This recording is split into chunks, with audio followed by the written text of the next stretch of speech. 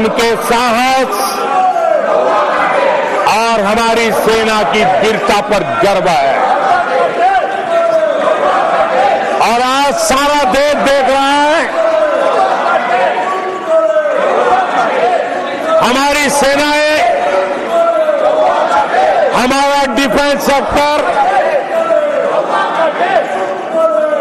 आजादी के बाद इतने सालों में जितना नहीं हुआ, इतने रिफॉर्म हो रहे हैं।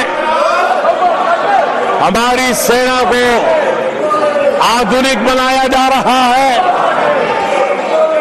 हर चुनौती को हमारी सेना मुंह तोड़ जवाब दे सके, इसलिए युद्ध के सामर्थ्य वाली सेना बनाने के लिए हम भरपूर प्रयास कर रहे हैं, रिफॉर्म कर रहे हैं, कदम उठा रहे हैं देश की सुरक्षा का मकसद लेकर के। बीते कुछ सालों में बहुत सारी चीजें बदली है। सीडीएस का पद बनने के बाद इंटीग्रेशन और सशक्त हुआ है।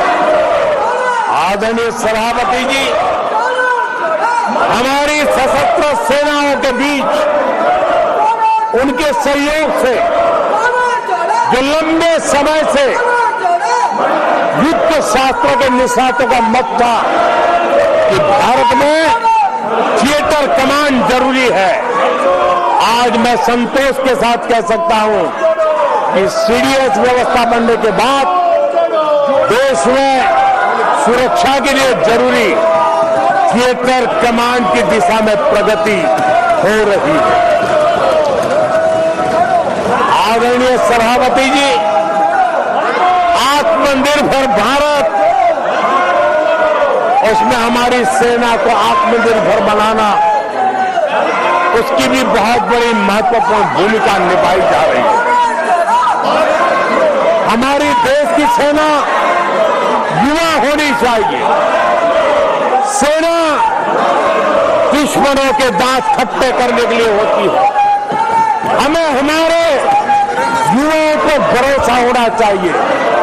सेना में युवाओं की ताकत बढ़ानी चाहिए और इसलिए हम लगातार युद्ध योग्य सेना बनाने के लिए रिफॉर्म कर रहे हैं।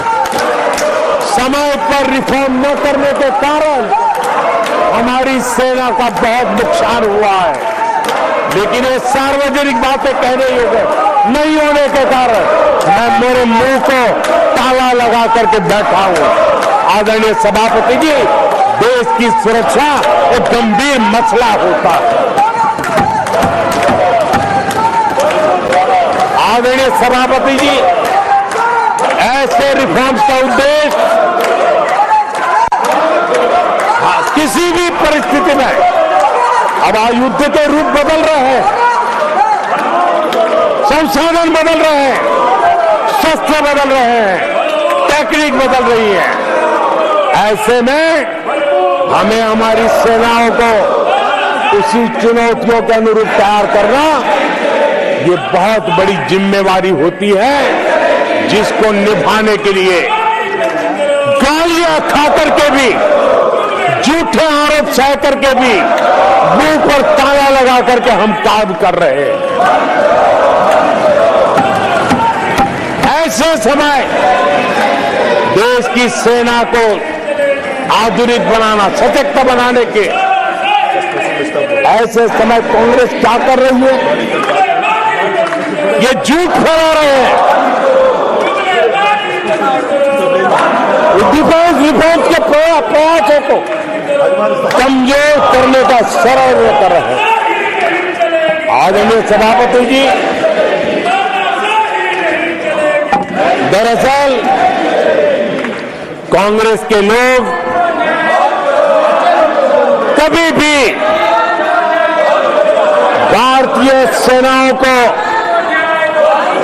ताकतवर होते नहीं देख सकते। आदरणीय सभापति जी, कौन नहीं जानता कि नेहरू जी के समय देश की सेनाएं कितनी कमजोर होती थी। हमारी सेनाओं में कांग्रेस ने जो लाखों करोड़ों के घोटाले किए,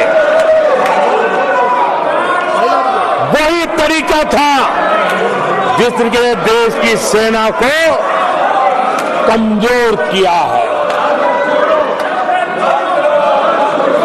ये देश की सेनाओं को कमजोर किया।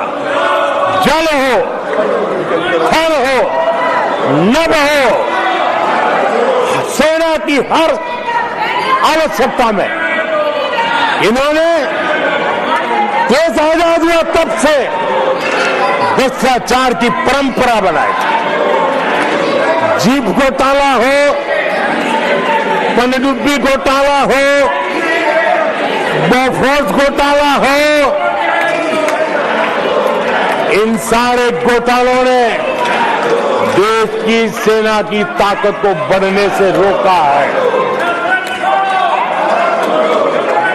वो भी एक वक्त था आदरणीय सभापति जी, कांग्रेस के जमाने में हमारी सेनाओं के पास बुलेट प्रूफ जैकेट भी नहीं हुआ करते थे।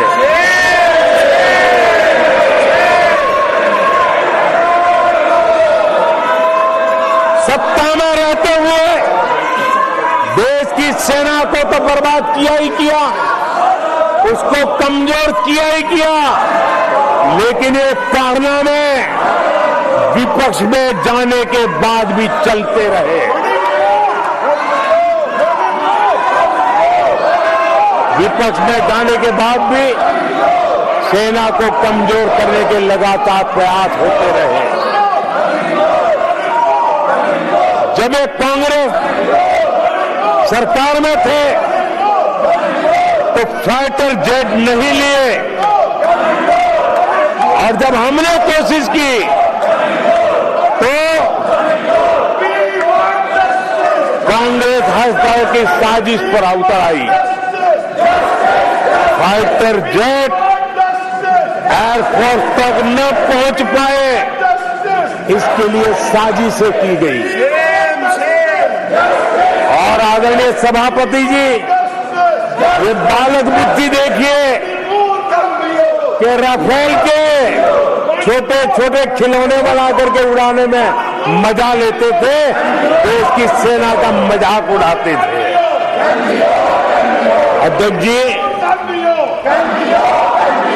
कांग्रेस ऐसे हर कदम का, हर रिफॉर्म का विरोध करती है जो भारत की सेना को मजबूती दे, भारत की सेना को मजबूत बनाए। माननीय सदस्यों, सभा की कार्रवाई माननीय प्रधानमंत्री जी के भाषण तक के लिए बढ़ाई जाती है और सभा की कार्रवाई सारी कार्रवाई पूरी होने तक बढ़ाई जाती है। आदरणीय सभापति जी, समय देने के लिए और समय का विस्तार करने के लिए मैं आपका हृदय से आभार व्यक्त करता हूं। आदरणीय सभापति जी, अब कांग्रेस के लोगों को ये पता चल गया है कि हमारे नौजवानों की ऊर्जा, हमारे सैनिकों का आत्मबल ही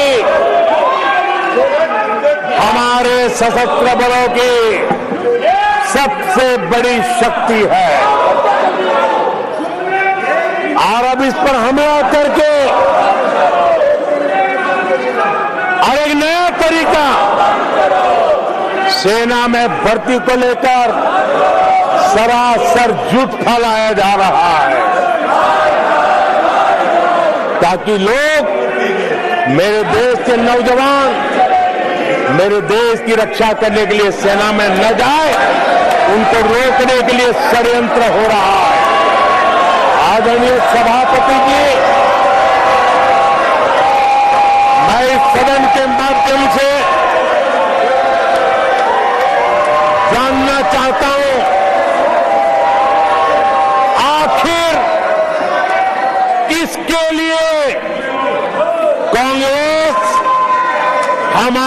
सेनाओं को कमजोर करना चाहती है।